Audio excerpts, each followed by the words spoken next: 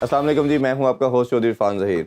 आज इन खेलों के साथ आज काफ़ी डिटेल में हम डिस्कशन करेंगे। डिस्कशन के लिए हमारे रेजिडेंट एनालिस्ट मौजूद हैं ज़ार बाजवा। अस्सलाम वालेकुम ज़ार भाई। वालेकुम अस्सलाम। थैंक यू फॉर ज्वाइनिंग जी। जी थैंक यू। कैसे आप? अल्हम्दुलिल्लाह ठीक ठाक। ज़ार भाई, अगर हम डिटेल में डिस्कशन करें, कल भी हमने कोशिश की कि सारे एस्पेक्ट के ऊपर बात की जाए। सबसे इम्पोर्टेंट जो मेरा ख्याल है वो अभी जो टीम का कम्बिनेशन जो बनाने की कोशिश की जा रही है, उसी तरफ इनकी सारी स्ट्रगल है या काविश कहना चाहिए। अब उसमें अब लेटेस्ट अपडेट है कि रिजवान की अभी हैमस्ट्रिंग का भी इंजरी है और ये भी कहा जा रहा है कि उनको रेस्ट देना चाहिए।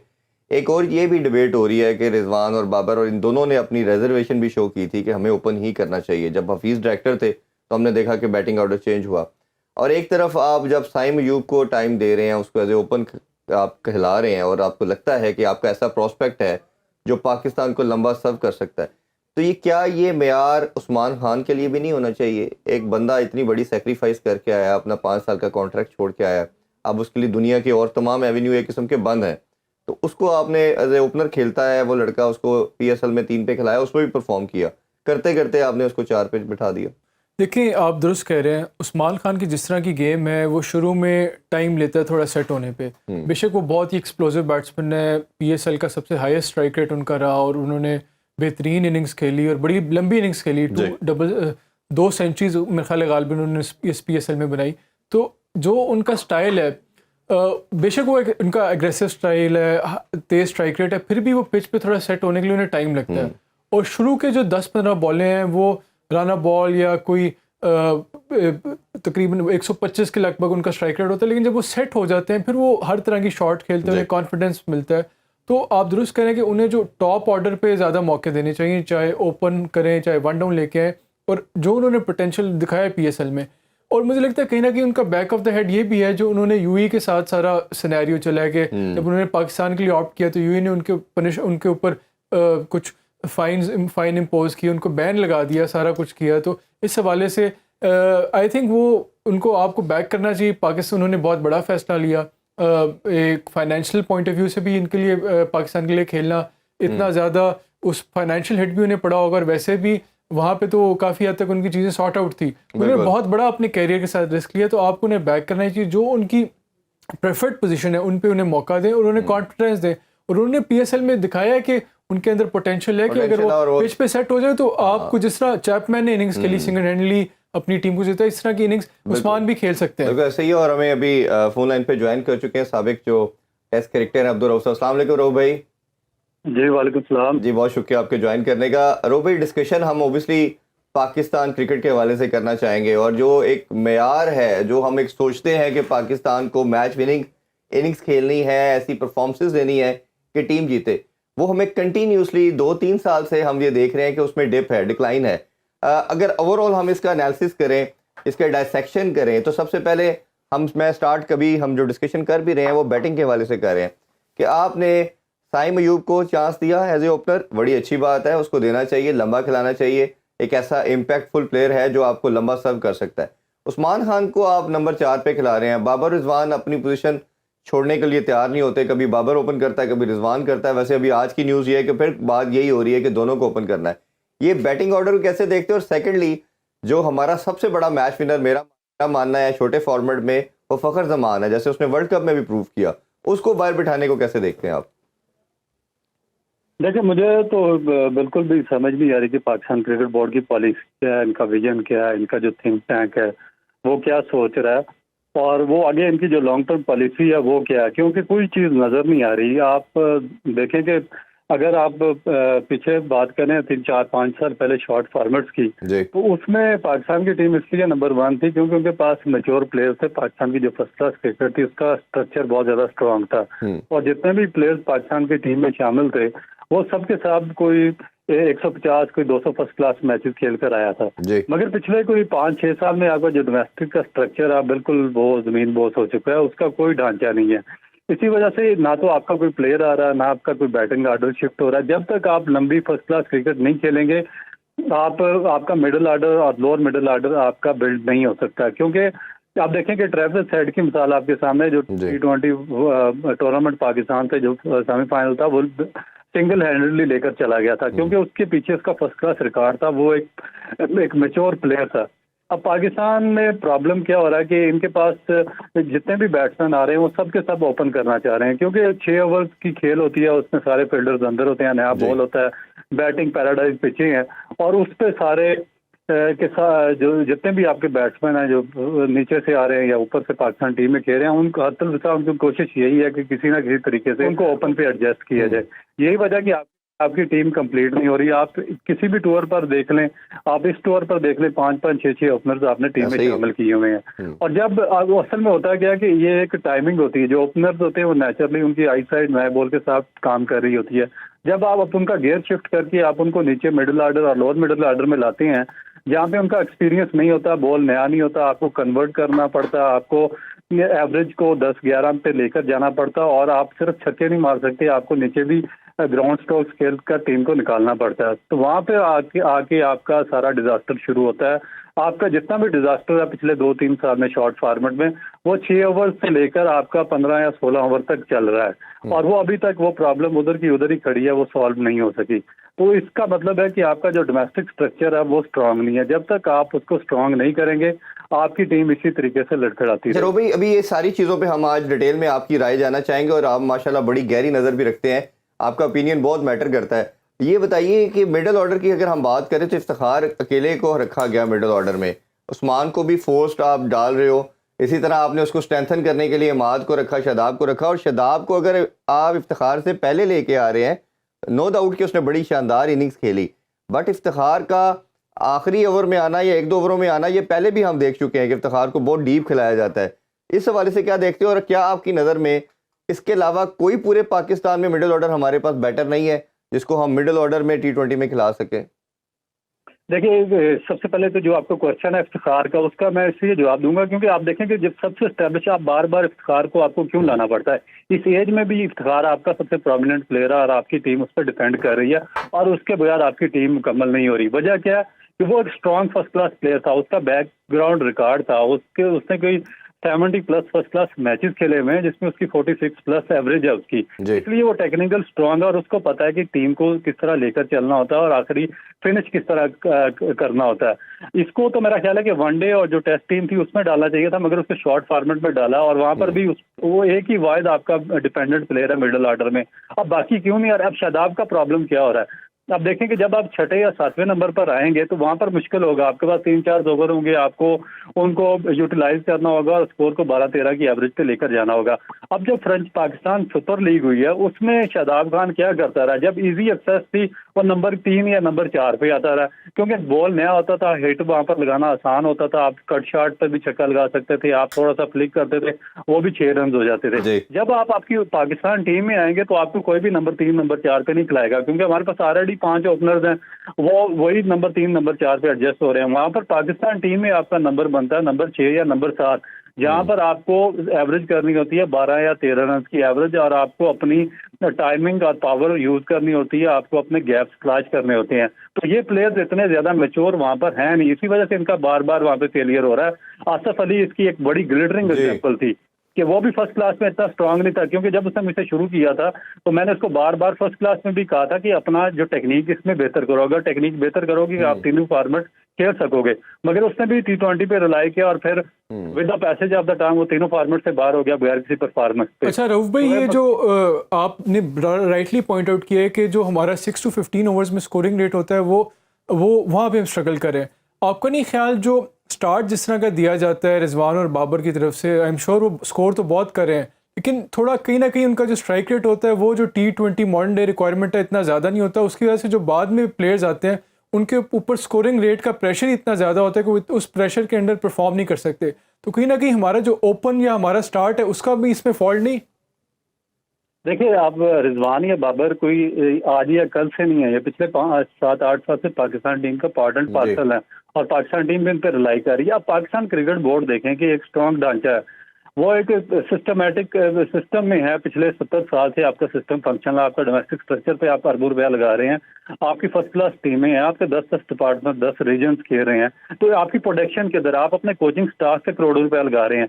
आपने 7-8 साल से अगर इसको रखा हुआ है बाबर को और रिजवान को, तो इसका मतलब है कि आपका जो सिस्टम है पीछे कोचिंग स्ट्रक्चर है वो फेल है, जो उनका रिप्लेसमेंट प्लान तैयार नहीं कर सकता, और जो उनकी कोई रिप्लेसमेंट अभी तक तैयार नहीं कर सका कि जो उनकी जगह पे ऊपर जाकर खेले या नीचे मिडिल ऑर्डर में खेलें। तो इस पे मेरा ख्याल है कि आपको रिजवान को या बाबर को दोष देने के बजाय पाकिस्तान क्रिकेट बोर्ड को, और फिर दूसरी चीज इसमें क्या आती है, अगर आपका पाकिस्तान क्रिकेट बोर्ड उस पे प्लेयर पावर स्ट्रांग है, बाबर या रिजवान इतने स्ट्रांग है कि वो इन्फ्लुएंस करते हैं पाकिस्तान क्रिकेट बोर्ड पे, तो फिर पाकिस्तान क्रिकेट बोर्ड कहाँ पर खड़ा होता है? आपके चेयरमैन किधर खड़े होते हैं? आपकी जो थिंक टैंक है, मैनेजमेंट है, आपका कोचिंग स्टाफ है, वो कहाँ पर खड़ा होता है कि वो प्लेयर्स को इतना ज्यादा इन्फ्लुएंस करना देता है कि ना तो उनका कोई रिप्लेसमेंट प्लान है आपके पास, ना आप उनकी जगह शफल कर सकते हैं, और ना ही कोई नया लड़का तैयार करके पाकिस्तान टीम में लेकर आ सकते हो, और उसी तरह आप स्ट्रगल कर रहे हैं जितने भी आपके इवेंट्स आ रहे हैं। तो इसमें मेरा ख्याल है कि प्रॉब्लम फिर उधर ही आ जाती है कि पाकिस्तान टीम की जो मैनेजमेंट है या पाकिस्तान क्रिकेट बोर्ड की मैनेजमेंट है वो बहुत ज्यादा वीक है। सर वो भी जो हमने अक्सर आपसे भी बात की है, और ये सबसे मेरा ख्याल है इंपॉर्टेंट चीज़ है कि हमारा जो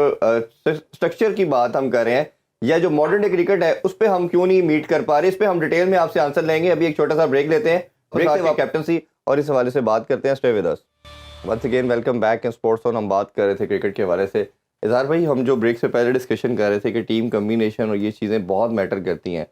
अगर हम देखा जाए तो बॉलिंग में भी हम बहुत स्ट्रगल कर रहे हैं, और अगर हम देख रहे हैं कि कंटिन्यूसली जब पाकिस्तान के अगेंस्ट अटैक किया जाता है, एशिया कप, वर्ल्ड कप, और अभी भी ये देख रहे हैं कि बहुत ठीक ठाक किस्म की धुलाई होती है, और फिर एकदम पूरी बॉलिंग लाइनअप हमारी पैनिक करती है, चाहे पेस बैटरी की बात करें, स्पिन डिपार्टमेंट की बात करें, और कोई भी टोटल हो हम डिफेंड नहीं कर पाते। और जो यूनिकनेस थी हमारी कि जी बॉलिंग नंबर 1 है, वो अब बिल्कुल ही एक नंबर 11 की होगी। आई थिंक बॉलिंग में ना क्लैरिटी ऑफ रोल बहुत इंपॉर्टेंट होता है। जिस तरह जो हमारी टीम जीती थी T20 वर्ल्ड कप 2009 में, जो उस टाइम हमारे पास बॉलर्स थे, अगर हम देखें मोहम्मद आमिर थे या मोहम्मद आसिफ थे या शाहिद अफरीदी थे, सईद अजमल थे या उमर गुल थे, वो इस तरह के बॉलर्स थे कि उनको हर तरह का एक रोल डिफाइन किया हुआ था। मोहम्मद आसिफ जो थे कभी भी कोई बहुत अच्छे डेथ बॉलर नहीं थे, तो वो न्यू बॉल से उनसे ओवर कराए जाते थे, उनको एंड में बॉल नहीं दी जाती थी क्योंकि वो डेथ बॉलर कभी भी नहीं रहे। उमर गुल कभी भी बहुत अच्छे कोई न्यू बॉल बॉलर नहीं रहे, उनको डेथ में ओवर दिए जाते थे। 12वां 13वां 14वां ओवर शुरू करते थे, उसके बाद वो कंटिन्यूसली, क्योंकि वो एक डेथ बॉलिंग बहुत अच्छी करते थे, यॉर्कर्स बहुत अच्छी करते थे, और मिडिल ओवर्स में शाहिद अफरीदी और सईद अजमल नॉर्मली कराया करते थे, सईद अजमल बाज़ का डेथ बॉलिंग में। तो बॉलिंग में आपको क्लैरिटी ऑफ रोल बहुत इंपॉर्टेंट है। हमने पिछली ट्रांसफर में कई बार बात की कि जो मोहम्मद आमिर है वो न्यू बॉल बहुत अच्छी कराते हैं, उनको न्यू बॉल देनी चाहिए। उनको फर्स्ट चेंज आप लेके आ रहे हैं, 5वां 6वां ओवर दे रहे हैं, वो मेरे ख्याल में आप उनके साथ जस्टिस नहीं करे। नसीम शाह इंजरी से वापस आ रहे हैं, तो उनको आप, मेरा नहीं ख्याल उन्हें आपको फौरी उनको ओपन पहला ओवर उन्हें या पहला दूसरा ओवर उन्हें देना चाहिए। इसी तरह जो मिडिल ओवर्स में अब जिस तरह अब शादाब है, इज़ नॉट ऑन फॉर्म, तो आपको चाहिए कि अबरार को ज़्यादा ओवर्स दें, और डेथ बॉलिंग में भी शाहीन को इतनी अच्छी डेथ बॉलिंग नहीं करते, तो आपको चाहिए कि शाहीन के जो पहले ओवर्स हैं, जो शुरू में उनके ज़्यादातर ओवर करा लिए, डेथ बॉलिंग में आपके पास नसीम हो या मोहम्मद आमिर हो। तो इस तरह का आपको अपने बॉलर्स को क्लैरिटी ऑफ रोल देना बहुत इंपॉर्टेंट है। कोई भी बॉलर जो मॉडर्न डे क्रिकेट में, इतना बहुत ही कुछ बॉलर्स होते हैं जो बहुत ही ऑलराउंडर होते हैं, जो हर तरह की सिचुएशन रोल में बॉलिंग कर सकते हैं, लेकिन अदरवाइज जो रोल है, जो सिचुएशन है, उसके मुताबिक आपको बॉलर्स को उनको मैक्सिमम यूटिलाइज करना चाहिए। अच्छा, इसमें हम बॉलिंग की अगर बात करें तो आपने अगर तमाम इनकी थिंक टैंक की बात सुनी होगी, कोचेस की, अजहर महमूद ने भी कहा, बाबर ने कहा कि हम ये मैक्सिमम टाइम अपनी टीम को देना चाह रहे हैं बिफोर वर्ल्ड कप। जो हमारे पास ये 5 मैचेस हैं, फिर 3 आयरलैंड और फिर आगे 5 जो हैं इंग्लैंड के अगेंस्ट। अब आप जहाँ आमिर की हमने बात की, एक मैच खिलाया फिर नहीं खिलाया, उसकी समझ नहीं आई लॉजिक क्या थी कि क्या प्रैक्टिस देना चाह रहे हैं आप उनको, फिर इमाद को खिलाया ही नहीं जा रहा। एक तरफ प्रेस कॉन्फ्रेंस में कह रहे हैं जी कि वो हमें स्पिन डिपार्टमेंट वीक था, हमें उसको स्ट्रेंथन करना था, इमाद को रखा गया। अब ना खिलाने की लॉजिक समझ नहीं आ रही कि आप अपनी जो बेस्ट प्लेइंग 11 है उसको खिला के उसको कॉन्फिडेंस दें। और अगर आपका 4 ओवर भी अगर कोई बॉलर थकता है, उसको प्रॉब्लम है, तो इट्स मीन कि उसकी कोई ऐसी इंजरी है, उसको तो पहले ही आप रेस्ट दे दें। तो अब ये इमाद को ना खिलाना और अभी बाहर बैठाना, आई एम श्योर कि आप शायद अगले 2 मैचेस में खिलाएं। वो अब तो खिला तब रहे हैं ना कि आपके सर पे आ गई कि आप तो कहीं सीरीज ना हार जाएं, तो आपके ऊपर एक प्रेशर बिल्ड हो गया लास्ट मैच के बाद। तो आप उसकी इंक्लूजन या ना खिलाने को कैसे देखते हैं? देखिए, अगर तो इमाद को नहीं मौका दिया जाता चौथे और 5वें मैच में, तो उससे तो ये नज़र आएगा कि कोई ना कोई और वजूहत है जिस वजह से इमाद को नहीं मौका दिया जा रहा। जिस तरह की उन्होंने PSL की परफॉर्मेंस दी है, बॉलिंग से भी कंट्रीब्यूट करते रहे हैं इस्लामाबाद के लिए, और बड़ी मैच विनिंग इनिंग्स, उन्होंने बैट से भी बड़ी मैच विनिंग इनिंग्स खेली, और ऐसी सिचुएशन में अपनी टीम को जिताया जब बहुत जल्दी काफ़ी ज़्यादा ऑल आउट हो गए। हम ट्रांसलेशन में कई बार बात कर चुके हैं कि जो मिडिल ऑर्डर है पाकिस्तान का वो इतना अच्छा परफॉर्म नहीं करा। मिडिल ऑर्डर में या लोअर मिडिल ऑर्डर में आप पास इमाद बहुत अच्छी ऑप्शन है, क्योंकि वो उनकी एक तो नर्व स्ट्रांग है, पैनिक नहीं होते, और वो सिचुएशन के मुताबिक उनमें गेम अवेयरनेस है, इंटेलिजेंस है, अपने गेम को ऑल्टर करते हैं, अपने स्टाइल को ऑल्टर करते हैं और पिच पे खड़े रहते हैं और उनके इर्द गिर्द बाकी प्लेयर्स हिटिंग भी करते हैं और सिचुएशन के मुताबिक अपनी गेम को ऑल्टर करते हैं। तो उनको मौका देना चाहिए as a new ball bowler. हमने देखा है कि जो हमारा अच्छी परफॉर्मेंसेज रही हैं हमारी पास्ट में भी, जब as a new ball option Amad आते थे वो बहुत अच्छा स्टार्ट देते थे टीम को। और जहां हम नसीम शाह या स्ट्रगल कर रहे हैं इतना न्यू बॉल बॉलिंग में, हम उसको ट्राई कर सकते हैं इमाद को। और वो एक ऐसे ऑलराउंडर हैं जो आपको बैटिंग डेप्थ भी देते हैं और साथ साथ बॉलिंग में भी आपको ऑप्शंस देते हैं, तो उनको ना खिलाना मेरे लिए तो समझ से बाहर है। बिल्कुल, अभी दोबारा ज्वाइन कर चुके हैं रो भाई। हमने ब्रेक से पहले आपसे दो चीज़ें पूछने के हवाले से बात की थी। मेरी नज़र में सबसे इंपॉर्टेंट टॉपिक जो है ना वो कैप्टनसी का है। कैप्टनसी हमारी, हम देख रहे हैं कि मेरा मानना यह है कि एक फेयर रन देना चाहिए, और अगर कुछ 4 साल का एक वर्ल्ड कप से दूसरे वर्ल्ड कप का आपको टाइम दिया जाता है तो बड़ी एक मुनासिब टाइम है, रीज़नेबल टाइम है, मोर देन रीज़नेबल कहना चाहिए। अब बाबर ने हमने देख लिया 4 साल उन्होंने कप्तानी की, 6 इंटरनेशनल इवेंट्स में आलमोस्ट कप्तानी की, कोई टाइटल पाकिस्तान नहीं जीत पाया। फिर आपने शाहीन को लगाया, एक सीरीज़ के बाद हटा दिया। मैं पहले भी जिक्र कर चुका हूँ अपने शो में, बड़ी श्योरिटी के साथ हमें इस चीज़ का है कि टीम में कुछ इख्तलाफात थे, इसी वजह से शायद लेके जो पिछले बोर्ड ने बाबर को जिस तरह हटाया वो भी गलत था। अब शाहीन को हटा देना ये कितना अनजस्टिफाइड, और इससे जो आप है तो ह्यूमन बीइंग, जितनी मर्जी बोर्ड कोशिश करे बट कहीं ना कहीं माइंड में तो आएगा कि आखिर मैंने क्या गलत किया कि एक सीरीज के बाद मुझे बाहर बिठा दिया गया। आपका कप्तानी को लेके क्या स्टांस है और क्या ये जस्टिफाइड था कि बाबर को दोबारा कप्तान बनाया जाए? बिल्कुल नहीं, वैलिड क्वेश्चन आपका। और मेरा ख्याल है कि इसमें जो जितनी भी कैप्टनसी के मामले में कंट्रोवर्सी डेवलप होती है उसमें पाकिस्तान क्रिकेट बोर्ड ही कसूरवार है। आप देखें कि बाबर तो उधर ही है, मगर पाकिस्तान में कितने क्रिकेट के चेयरमैन बदल चुके हैं, कितनी कमेटियां बदल चुकी हैं, कितने थिंक टैंक बदल चुके हैं, मैनेजमेंट बदल चुकी है, हेड कोचेस, कोचिंग स्टाफ बदल चुका है। तो प्रॉब्लम ये आ रहा है सारा असल पाकिस्तान क्रिकेट में, क्योंकि होता क्या है कि जब आप देखें कि अगर कोई डेवलप क्रिकेट बोर्ड दिखाएं, देखें जिनका सिस्टम स्ट्रांग है, जैसे ऑस्ट्रेलिया, इंग्लैंड है, न्यूजीलैंड है, इंडिया आपके सामने है, तो वहाँ पे जो इदारा वो स्ट्रांग है, वहाँ पे पर्सनैलिटीज को स्ट्रांग नहीं किया जाता। चाहे कोई भी चेयरमैन आ जाए, उनका जो एक सिस्टम है, एक जो इनका पूरा प्रोसेस है वो कंप्लीट तरीके से फंक्शन करता है। यहाँ पे प्रोसेस टूट जाता है। यहाँ पे क्या होता है कि जो चेयरमैन आता है वो अपनी मर्जी के लोग लेता है, नए थिंक टैंक लेकर आ जाता है, नई मैनेजमेंट लाता है, वो हर चीज चेंज करना अपना फर्ज समझते हैं। प्रॉब्लम ये होता है कि आपने जो कैप्टन होता है उसको डेवलप करना होता है right from the grass root level से। आपने सबसे पहले तो मॉनिटर करना होता है अपनी फर्स्ट क्लास टीमों पे, वहाँ पे जो आपके टॉप ब्रेन्स होते हैं। अगर आपके 10 रीजन हैं, 10 डिपार्टमेंट है, तो 20 आपको कैप्टन वहाँ से अच्छे मिल सकते हैं अगर पाकिस्तान क्रिकेट बोर्ड अच्छे तरीके से वहाँ पे रिक्रूट करे। और उसके बाद फिर उनमें से आपकी अंडर 19 टीम होती है, वहाँ से आप जो अच्छा नॉलेजेबल बंदा होता है, जिसको टीम जेल करनी आती है, जिसमें थोड़ी एजुकेशन होती है, जिसमें कैप्टनसी की बेसिक जो इंग्रेडिएंट्स होते हैं, उसको आप वहाँ से डेवलप करना शुरू करते हैं अंडर 16, अंडर 19 से, जिससे बाकी लोग करते हैं। अब यहाँ पे तो बिल्कुल जो अंडर 16, अंडर 19, इवन जो आपकी फर्स्ट क्लास क्रिकेट होती है, वहाँ पे हर चीज़ जो आपके जायल कोचेज हैं, जिनके बारे में मैं बार बार बात करता हूँ, जिनकी एजुकेशन मैट्रिक नहीं है, इंटर है ज़्यादा से ज़्यादा इनकी, तो वो हर चीज़ तो अपने हाथ में रखते हैं। वो रूल जो हैवी रूल या मीडियम रूल का फैसला वो करते हैं, इनिंग डिक्लेयर का फैसला वो करते हैं, बॉलिंग किसे करवानी है, बॉलिंग चेंज का फैसला वो बाहर बैठे कोच करते हैं, टॉस जीत के किसको बैटिंग करवानी है वो करते हैं। तो जो आप कैप्टन वहाँ से ऊपर आते हैं वो भी अंधे लूले लंगड़े ही होते हैं, उनमें ना कोई विजन होता है, ना कोई प्लानिंग होती है, ना स्ट्रेटजी कर सकते हैं, ना प्लान बना सकते हैं, ना अंदर एग्जीक्यूट कर सकते हैं। तो आपका सिस्टम बेड़ा गर्क कर रहा है असल चीजों का। तो भाई आप कहाँ रेट करते हैं बाबर को, और अभी जो दोबारा चांस दिया गया इसको कैसे आप जस्टिफाइड समझते हैं? देखिए, बाबर भी उसी सिस्टम से निकल कर आया जिसमें बिल्कुल अंधे गुंगे बैरों की तरह से कैप्टन को चलाया जाता। तो बाबर कैसे बेहतर हो सकता है? या तो उसके अंदर इतनी कमांड हो, इतनी सलाहियत हो, उसने कोई इतनी हाईली एजुकेट हो, उसका बैकग्राउंड इतना ज्यादा जो एजुकेशनल बैकग्राउंड इतना स्ट्रांग हो कि वो इन्फ्लुएंस करे आपके कोचेज पर right from the grass root, तो फिर तो वो डेवलप हो सकता था। मगर अब वो उसी सिस्टम से निकल कर आया तो उस सिस्टम ने उसको फ्लॉरिश होना ही नहीं दिया। इसी वजह से आपको जो उसमें फॉल्ट नजर आते हैं पाकिस्तान लेवल पर, वो इस सिस्टम के फॉल्ट है जो आपको बाबर आजम के अंदर और बाकियों के अंदर नजर आते हैं। शाहीन को भी इसी तरीके से फ्रॉम नो वे पकड़ कर इन्होंने कैप्टन बनाया, फिर बगैर जी। वजह किसको भी बदल दिया। या बाबर आजम को भी इसी तरीके से इन्होंने फ्रॉम नो वे पकड़ कर तीनों फॉर्मेट में कैप्टनसी दी और अभी तक वो भी सीख नहीं पाया। फिर उनके रिप्लेसमेंट प्लान पर इन्होंने कोई डेवलपमेंट नहीं की, किसी नए को एजुकेट नहीं किया, उसको डेवलप नहीं किया, उसको कैप्टनसी के लिए तैयार नहीं किया। फिर किसी को पकड़ेंगे, किसी को लाकर बिठा देंगे, चेयरमैन चेंज होगा, मैनेजमेंट चेंज होगी, कोई और आ जाएगा। तो ये जब स्ट्रॉन्ग क्रिकेट बोर्ड नहीं होगा, वीक फुटेड होगा, तो फिर इस तरह के फैसले आपके। अच्छा रोबी, आप वहाब रियाज को बड़ा क्लोजली जानते हैं, उसके साथ खेले भी हैं। अब जिस तरह मिसबा को मल्टीपल डेजिग्नेशन दी है कि अब्यूज़ ऑफ पावर हुई, उसको कोच बनाते हैं, बैटिंग कोच भी बना दिया, चीफ सेलेक्टर भी बना दिया, तो उसका नुकसान ही हुआ। चलो एक्सपेरिमेंट किया, आपके पास एक प्रेसिडेंट आ गया कि इसका फ़ायदा नहीं है। इसी तरह फिर सेकंड फेज़ ने अभी रिसेंटली आपने मोहम्मद हफीज़ को सब कुछ दिया, वो भी आप शायद 2 महीने नहीं चल पाए। मेरा मानना था चलो दे दिया उसको, चले 6 महीने, कोई एक इवेंट तक टाइम देना चाहिए था, क्या वो प्रोड्यूस करता है। खैर, जैसे आपने कहा कि नया रजीम आता, बोर्ड आता, वो अपनी मर्जी के बंदे ले आता है। अब वहाब रियाज को साइलेंटली सब कुछ दे दिया गया है और हम देख रहे हैं कि वो बड़ा स्ट्रॉन्ग है।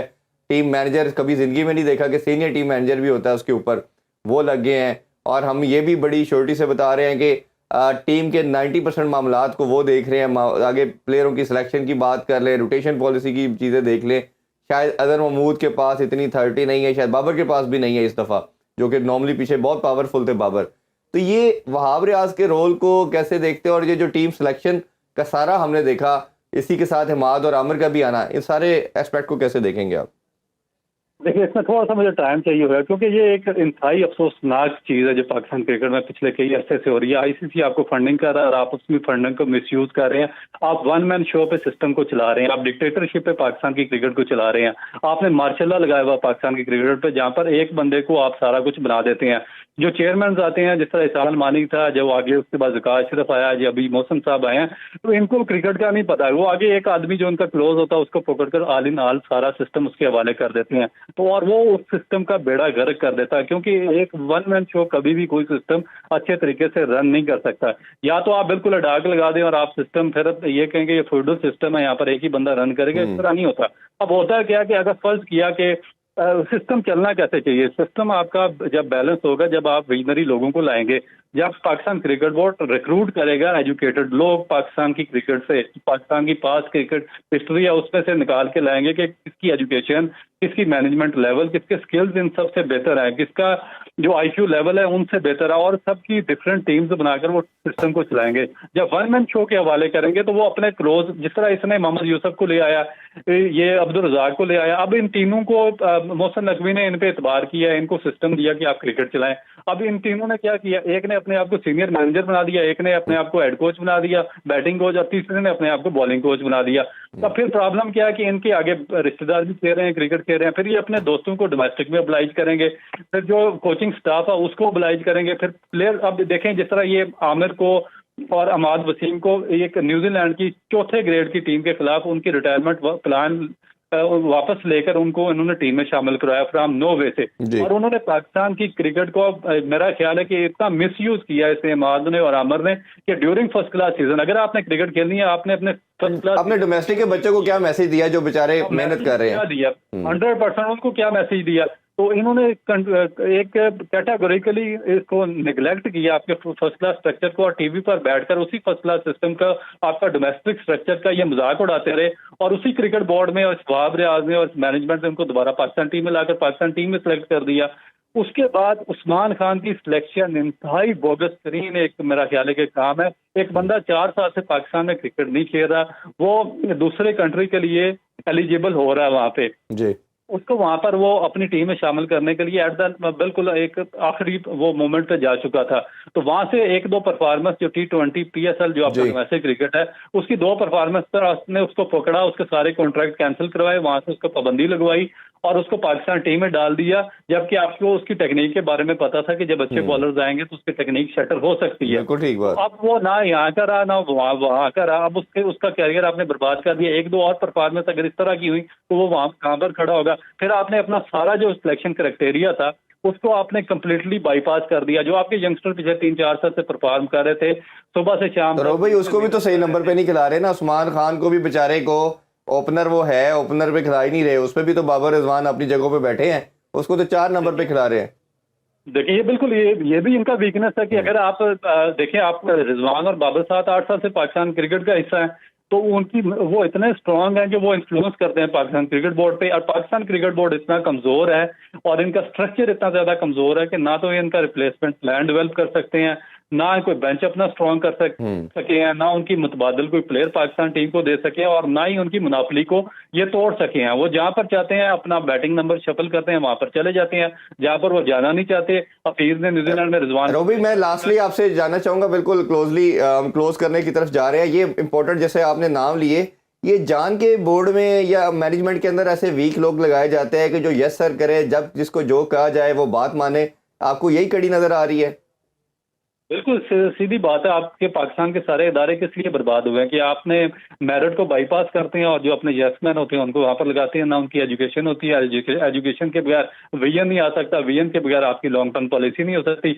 आप जो आपकी एजुकेशन नहीं होगी, आप शॉर्ट टर्म पॉलिसी बनाएंगे, अपने मफादात के लिए पॉलिसी बनाएंगे, पकड़ दगड़ कर टीम बनाएंगे, इस तरह लड़के टीम में शामिल करेंगे, टाइम पास करेंगे और पाकिस्तान क्रिकेट नीचे से नीचे चली जाती रहेगी। तो ये फिर इसी तरीके से सिस्टम ये रिवॉल्व करता रहेगा। बिल्कुल ऐसे। रो भाई, हमेशा आपसे बात करके बड़ा मजा आता है और आपकी राय जो है मैटर करती है। वंस अगेन आपका बहुत बहुत शुक्रिया। इज़हार भाई, आपका बहुत शुक्रिया। इंशाल्लाह कल दोबारा आप लोगों से मुलाकात करते हैं और ये जितने मसाइल हैं क्रिकेट से रिलेटेड स्पेशली बात करते हैं कि शायद इसमें कोई बेहतरी आ सके, क्योंकि अनफॉर्चुनेटली बाकी स्पोर्ट्स तो ख़त्म हो चुकी है, एक ही स्पोर्ट है। इस पर हम कोशिश करते हैं कि अल्लाह करे कि ये कायम दायम रहे। अभी आपसे इजाज़त चाहेंगे, अपना ख्याल रखिए। अल्लाह हाफिज़। पाकिस्तान जिंदाबाद।